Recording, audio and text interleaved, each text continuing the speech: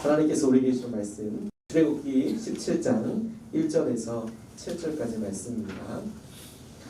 이스라엘 백성들이 이제 본격적으로 광야에서 걷기 시작했습니다. 정말 본격적으로 걷기 시작했습니다. 그래서 르비딤에 도착할 때까지 물이 없었던 것 같습니다. 모세에게 물을 달라고 이야기하고 이것이 하나님을 시험하는 것이었다라고 성경은 말씀하고 있습니다. 하나님께서 이들이 물을 달라고 시험한 것이 여호와 하나님께서 그들과 함께 하시는 것을 확인하려 한 것이라고 말씀하셨습니다. 성경을 읽다 보면 거기에 어떤 느낌이랄까, 이것이 지금 되어지고 있는 어떤 분위기랄까, 이런 것들이 암으로 글러지어 있다 보니까 나중에 읽는 사람들이 이게 어떤 분위기인지 잘 모르게 되는 경우들에 하나님께서 이렇게 이것이 받아들이게 된 어떤 분위기를 적어 놓으신 거라고 생각이 듭니다. 하나님이 보시기에 물이 없다라고 이야기하는 것이 다투는 것처럼, 나와 싸우자고 이야기하는 것처럼 그렇게 여겨졌고, 내가 함께하고 있는 것에 대해서 너희들이 시험하는 것처럼 그렇게 받아들여지게 되셨다라는 것이죠. 그렇게 써놓으신 거예요. 하나님께서 이스라엘 자손들처럼 우리를 인도하고 계시는데 우리가 하나님께서 인도하시는 것에 대한 신뢰의 눈이 열리게 되기를 원합니다. 오늘 본문에서 하나님께서 이스라엘 자손들과 함께 계셨던 증거로 생수가 나왔다라고 이야기하고 있는데, 자신들의 필요가 채워지지 않는 것에 불평하는 이스라엘 자손들, 그런데 그들의 원망에 하나님께서는 또 선하게 인도하여 주시는 거예요. 응답해 주셨습니다.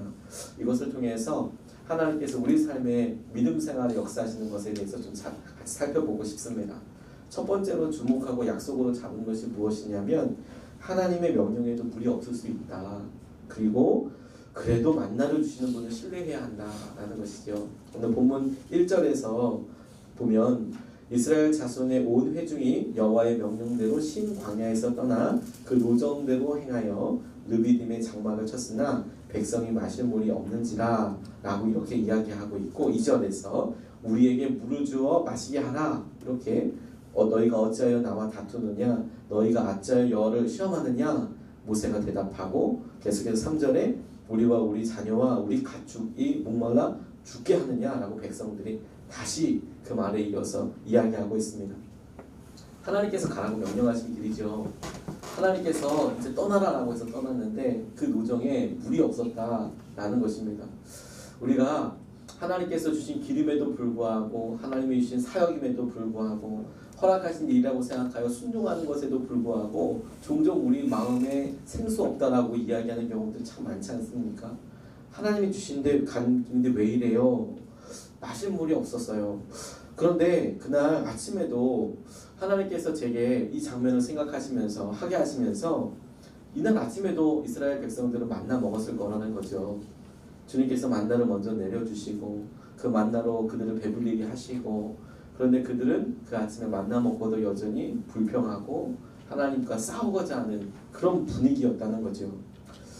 아마도 이들이 엘림이라는 곳에서 만났던 물샘 열둘 오아시스, 거기서 자신들이 비축할 수 있는 최대한의 물을 갖고 나온 것이 아니었을까, 이런 생각을 하게 됐습니다. 많은 광야를 여행하는 사람들이, 이동하는 사람들이 그랬듯이 할 수 있거든. 물은 생명과 관련된 것이니까 많은 물을 저축하고 가서 르비딤에 도착할 때까지 이들이 원망하지 않은 이유는 믿음이 커서가 아니라 그들이 견딜 수 있는 최대치를 가고 있는 것이죠. 그들이 저장했던 물에 마지막 한 방울까지 먹을 때까지 참을 수 있었던 거라고 생각이 듭니다. 이들이 이러한 자신의 방법에 한계가 이르게 되자 그들이 하던 대로 마음의 원망이 시작되는 것입니다. 날마다 하늘에서 양식이 내리고 있는데도, 만나를 먹으면서도 하나님께서 말도 안 되게 하늘의 문을 열어서 음식을 내려주시는데 물도 주실 것에 대해서는 믿지 않는다는 것이죠. 하다못해 여러분, 하늘에서 음식이 내리는 게, 양식이 내리는 게 기적입니까? 하늘에서 물이 내리는 게, 비가 내리는 게 기적입니까? 우리가 생각하기에는 비가 오는 것은 일상적인 일이고, 물론 광야라고 사막이라고 생각이 돼도 있을 법한 이야기인데, 음식이 내리는 것, 양식이 내리는 건 도저히 말도 안 되는 일이지 않습니까? 그러니까 기적 중에 걸어가도 자신에게 없는 것 때문에 불평하게 된다니까. 자신에게 허락하시는 은혜에 집중하는 것이 아니라 내게 지금 필요한 것 때문에 하나님을 원망하고 하나님 앞에 따지듯 이야기하게 된다는 겁니다. 전쟁이 많은 사람들이 경험할 수 있는 극한까지 경험하게 돼서 유명한 작품들이나 기록물들도 많이 남깁니다. 2차 대전 중에 포로 생활을 오래 했던 한 분이 썼던 글을 보니까 사람들이 오랜 그 수감 생활 동안, 포로 생활 동안 어떻게 희망을 잃지 않고 살았느냐를 묘사한 글을 보고 굉장히 인상 깊게 본 적이 있었습니다. 사람들이 다음 크리스마스까지는 나갈 수 있을 거야, 다음 부활절까지는 나갈 수 있을 거야, 이런 식으로 어떤 시간들을 정해놓고 기다리다라는 거죠. 그래서 다음 생일 때까지는 나갈 수 있을 거야. 이유는 없는 거죠. 그냥 기분이 그래, 내가 버티고 다음 크리스마스, 다음 부활절, 뭐 계속 이런 식으로 6개월씩 뒤로 물르다가 보면 그런 사람들 거의 다 수감생활하는데 죽던하는 거죠. 견디지 못한다는 거죠. 자신이 정해놓은 희망, 근거 없는 희망, 어떤 무언가 의지할 바가 없어서 생각하는 막연한 희망은 반드시 한계를 갖고 오게 되는 것이죠. 그런데 어떤 사람들이 마지막까지 포로 생활에서 견디느냐, 하나님께서 내게 주신 것들, 난 반드시 나가게 될 걸 믿어. 난 반드시 이 생활이 끝나게 될 것을 믿어. 그래서 하나님을 신뢰하고 특정한 날짜나 나의 희망의 근거가 아니라 하나님께서 주시는 것을 보고 나아가는 사람들이 끝까지 그래도 목숨 붙여서 살아가더라. 믿음 생활을 하는 거 옆에서 봐도요, 우리 마음속에 하나님이 간절한 갈망을 주실 때가 있습니다. 그런데 그것이 시작에 대해서 기도가 되는 것은 너무 긍정적이고 좋은 일인데, 이렇게 하나님 다음 진급 때까지, 다음 인사 고가 때까지, 다음 때까지 라고 생각하는 분들을 가만 보면 실망의 폭도 너무너무 크더라고요. 왜냐하면 주신 것 가지고 감사하기보다 없기 때문에 너무 갈급한 거죠. 그게 하나님께서 하나님이 주신 그 길에 물이 없어서 실망하게 되었다는 것의 가장 중요한 영적인 동기가 되는 거예요. 주신 거 보고 나아가지 않는 것이죠. 구피라가 김준호 씨 이야기를 오래전에 보고 참 마음에 새긴 적이 있습니다. 이분이 군생활하다가 인하대학교 다니고 있다가 인하대학교 공과대학 건축학과 다니고 있다가 군에 들어가게 됐습니다. 그래서 19개월까지 잘 가다가 19개월이었으면 한 상병 정도 됐나요? 군생활 폈다라고 생각할 때에 관물대 정리하다가 물건 어떻게 하다가 쓰러지신 거예요. 그래서 척추를 다치게 됐습니다. 그런데 가장 중요한 곳을 경추를 크게 다쳐서 전신마비가 되게 된 겁니다. 하루아침에 그렇게 된 거죠. 멀쩡하던 남자가 한 번 넘어졌는데 그냥 전신마비가 된 거예요. 얼마나 힘들었겠습니까? 근데 이분이 나중에 구피를 화가가 돼서 감사의 제목을 이렇게 고백을 하셨어요. 신체적인 장애 이것 때문에 한 게 아니라 예수 그리스도를 영접하고 난 다음에 그가 감사한 것들 보니까 첫 번째 이렇게 감사했더라고요. 내가 전신 마비 환자가 되었기 때문에 주님을 영접하게 된 것이 너무 감사하다. 두 번째, 군대에서 다쳤기 때문에 치료비 안 들어서 너무 감사하다. 세 번째, 자신이 병원에 있을 때 지금 아내 만나게 된 것이 너무너무 감사하다. 네 번째, 남들이 하지 못하는 구피를 입으로 그리는 사람들 있죠. 그게 된 게 너무너무 감사하다. 그 예수님을 만나고 나서 그에게 없는 거, 내가 할 수 없는 거, 내가 팔다리 있어도 무용지물인 것처럼 여겨지는 그런 나날들을 보고 좌절하는 게 아니라 하나님 내게 주신 것 무엇이고 살아가는 것 무엇인가, 이거 보게 돼서 감사하게 된 거죠. 기적으로만 먹고 살려고 하면 넘어질 수밖에 없는 겁니다. 그런데 그것을 허락하여 주시는 분을 보시면 내게 없는 물 때문에 좌절할 것이 아니라 오늘 아침도 만나를 허락하여 주시는 그 주님을 바라보는 것이죠. 그게 우리 삶에 하나님께서 역사해 주시는 것이라고 생각이 듭니다. 두 번째로 생수가 하나님께서 함께하고 계시는 증거다라는 것을 붙잡게 됐어요. 우리 5절 말씀도 보통 이렇습니다. 주님께서 대답하시는데 너 지팡이 손에 쥐고 가라. 6절에 그 반석 위에 거기서 네 앞에 서리니 너는 그 반석을 치라. 그것에서 물이 나오리라. 백성이 마시리라. 7절에도 이는 이스라엘 자손이 다투었으며 또는 그들이 여호와를 시험하여 이르기를 여호와께서 우리 중에 계신가 안 계신가 하였음이더라 라고 나와 있습니다. 하나님께서 이스라엘의 이 반응에 대해서, 원망에 대해서 너희들이 나랑 싸우는 거고 너희들 내가 너희들과 함께하는 거 못 믿는다 라고 받아들이셨다는 거예요. 그렇다. 함께하고 계심에도 불구하고. 근데 여러분 이 장면을 가만히 보면, 상상해보면 굉장히 놀라운 장면 한 가지를 보게 됩니다. 하나님께서 모세에게 말씀하시는 거예요. 네가 기적을 일으켰던 그 지팡이 가지고 내가 거하는 그 반석 위에 서라. 그리고 내가 네 앞에 서겠다라고 말씀하고 계시는 것이죠. 저는 이 부분을 몇 번이나 다시 고쳐 읽었어요. 여러분 출애굽기 그리고 레위기, 민수기, 신명기까지 여러 번 모세오경을 읽어보셨을 텐데 모세가 하나님을 딱 한 번 만났습니다. 32장 이후에 나오는 그들이 금송아지 앞에서 어이없게 절하고 있는 모습을 보고 모세가 너무너무 실망하고 안타까워했습니다. 이스라엘 백성들을 위해서 대신 회개하여서 기도하였어요. 그러면서 하나님께 구하기를 하나님, 내가 하나님의 영광을 보기 원합니다. 내가 하나님을 보고 싶습니다.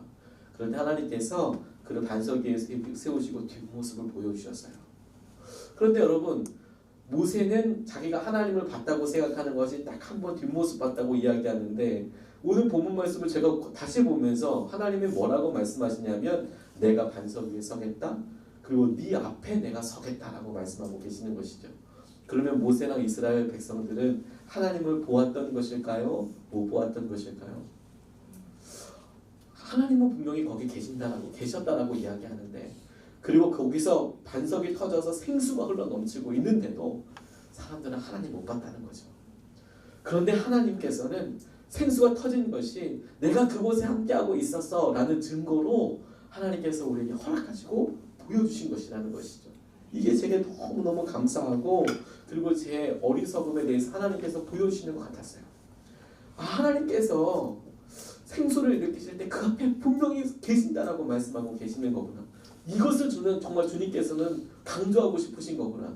네가 목이 말라서 물을 허락하여 주지 기도가 응답하여 졌지 하나님은 그거에 대해서 강조하시는 게 아니라 그래 생수가 터진 것이 내가 거기에 함께하고 있기 때문이지 내가 네 앞에 반석 위에 서 있기 때문이지 라고 하나님께서는 강조해서 말씀하고 계시는 거예요. 그러니 하나님 우리 가운데 당신의 영광을 드러내시기 얼마나 기뻐하실까요? 저는 이 말씀 묵상하다가 문득 하나님 너무 외로우셨다는 생각을 하게 됐습니다. 왜 그런 생각을 하게 됐냐면 아무도 하나님의 마음과 하나님의 뜻을 모르고 하나님을 심지어 알아차리지도 못하잖아요. 그게 얼마나 외로울까요? 많은 손길 많은 거 이렇게 이야기해도 그거 전혀 몰라주면 저 같으면 되게 섭섭할 것 같다는 생각이 들었어요. 하늘에서 양식까지 내리게 하시는 분 왜 비로소 목마르다 하는데 비 한번 깔끔하게 내려주시면 밥그릇 갖다 놓고 먹으면 될 텐데 왜 안 그러셨을까요? 제가 이걸 찾아보다가 재미있는 통계 하나를 보게 됐습니다. 사막을 여행하는 사람들 중에 탈수로 죽는 사람들보다 햇빛이 쨍쨍하니까 탈수로 죽는 사람들보다 익사로 죽는 사람들이 훨씬 많다는 거예요. 익사가 뭔지 아시죠? 물에 빠져 죽는 사람들이 훨씬 많다는 거예요. 그래서 실제로 1995년도에는 비가 와가지고 강수량이 얼마 되지 않는데 그게 하루에 다 와버리는 거죠. 그래서 사막에 와디라는 것이 생겨서 300명이 죽는 일이 생겼다는 거예요. 사막에 탈수로 죽는 사람들은 오히려 물은 준비하고 대비하는데 이건 비가 오는 날은 거의 없으니까 그냥 가다가 다 죽는다는 거죠. 하나님께서 이스라엘 백성들 물 달라고 하는데 하늘 열어 음식 주시면서 왜 물은 안 주시냐? 비 깔끔하게 내려버리면 될 것 같지만 하나님은 이스라엘 백성들 생각하지 않는 부분들을 생각하고 계시는 것이죠. 반석을 찾으셨어요. 여러분 물이 터질 때 지금 이게 약수물 나오듯이 쫄쫄쫄 나오면 200만 명이 먹을 수 있을 거라고 생각이 드십니까? 그렇지 않겠죠. 아마 콸콸 정도가 아니라 적어도 강 비슷하게 흘러야 200만 명이 그 해갈을 할 수 있지 않겠습니까? 이게 약수물 오면 어느 천년에 줄 서서 이게 지금 되겠습니까? 서울 인구의 6분의 1에 해당하는 5분의 1에 해당하는 사람들이 먹는데 말도 안 되는 것이죠. 그러니까 하나님께서 땅 허물어지지 말라고 반석부터 찾으시는 거예요.